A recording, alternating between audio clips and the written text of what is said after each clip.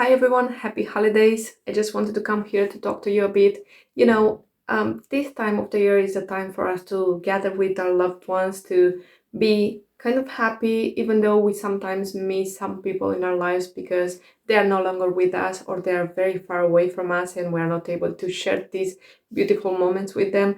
But I think it's a great time for us to think about the human genetic legacy that we have and are actually, because there are so many generations that have lived before us, and we have inherited this DNA from them. And I think it's fascinating to see that after so many generations, our DNA is so incredibly great for us to be able to live in a healthy way or to be born in a healthy way. I know there are exceptions to this rule, but most of us are somewhat healthy. And if you think that we have about 30 trillion cells in our body, and each one of them had to come from two specific cells, one from the mother and one from the father. So two specific cells unite and then divide 30 trillion times perfectly.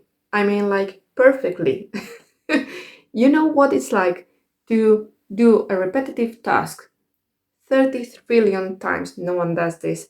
And to do it so perfectly for such a long time. Some cells die, they are regenerated, they are born again, and it's done perfectly by our body. This is the miracle of life. And what the more perfect time to think about is that at Christmas time or during the holiday season, when is the this nice season when you should not only love the people around you but love yourself first, because you're such an intricate and such a complex machinery that just works. You don't have to think about it, it just works for you.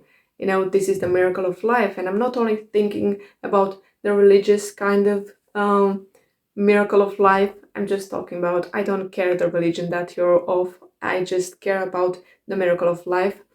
And I think it's a great time for us to think about the fact that we all came from the same ancestors. We have one specific Y chromosomal Adam and one specific mitochondrial Eve. That's the name that they gave them. And we all share that ancestors. We're like one extremely big family. We're extremely far related people, everyone in this world. So we shouldn't be thinking about our color, we shouldn't be thinking about our religion, we shouldn't be thinking about the status, the amount of money that we have. We shouldn't be thinking about all that kind of stuff. We should be thinking that we are all human who go through stuff, and we are all human to try to be better, because some of us have those genes that don't allow us to be always happy or don't allow us to be always in a good mood. And some of the people in the world are hurt, some of the people in the world are always in pain, some of the people in the world are suffering because of stuff that happens in their body, some people suffer from stuff that other people do to them. We should be better around other people, because the same way that us specifically, I mean, like, for example, the same way that I go through stuff, people around me also go through stuff. So we should actually be closer to other people instead of pushing them apart from us. And I really think that human genetics is something that allows us to understand ourselves better and understand people in our life better, because there are some things that are genetic and we're just that way because we were born like that. And there are some character traits probably that sometimes I see in people and I see in them their parents as well, and I'm like, this cannot be genetic, this is impossible to be genetic, and it turns out to be genetic. The environment nowadays is a chaos. I mean, what we live nowadays is a chaos. The last years have been chaotic. The last years have been extremely stressful for everyone in the world.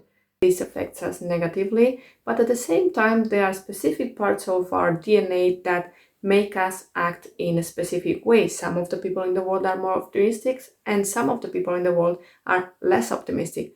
What we should do is not try to change people around us, but just accept them the way that they are. And I think the world would be a better place for everyone. And if we try to understand ourselves better, I think it's even better. So if you're at peace with yourself, you might be able to give a better piece of you to other people around you, and this would make us all a happy family, which obviously never will happen because the world nowadays is not as happy as I would like it to be, and people around the world are not as good as I want them to be.